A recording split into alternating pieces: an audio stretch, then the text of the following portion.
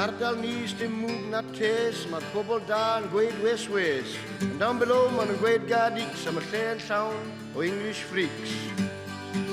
Sneb wedi weld nhw'n gweithio lot, maen nhw'n gyrthu antics, a tyfu pot, a gwisgo lan fel boes y freni, camouflage a'r carreg meini.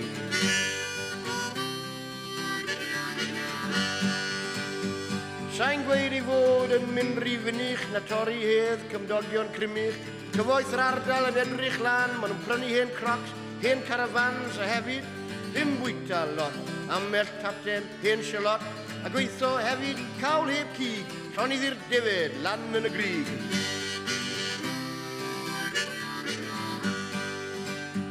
Maen nhw'n gwybod popeth am astrology, crefyddau'r dwyrain, witchcraft, anarchy, a mae'r drian glas fod dwp a ffôl am chaso I bob man ar ei ôl. Oedd hat yw Operation Julie, acid kitchen speed, hen dwli pechod I ni, sy'n talu trethau, wasio amser ar sydd fath o bethau.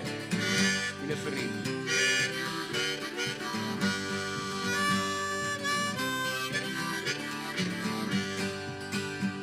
With festival dan nhw yn yr haf, rock and roll, tywydd braf, meddwi mwgi, tancio'n llawn, dawnsio'n borgen, bob ranawn. Paid corbelo, paid mynd mor boeth, diniwed mad yw dawnsio'n noeth.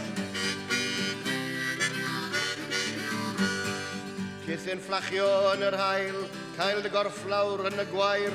Baniwch o'n paid bod mor ffôl, mae gwyn yn dangos ei bedol. Pigo madar yn y parc, dal I bigo in the dark, ond beth sy'n syni, chefs o fro, dwi'n bwyta a mynd mas o'ch co. Far out dyn you really flip, sdim byd fel the Grymych trip.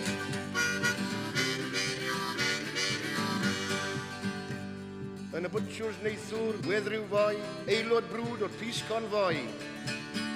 Wedodd oedd dag e ffrind a eith yn feichi o garol gwyn, a'r cewri oedd I gyd yn chwerthin.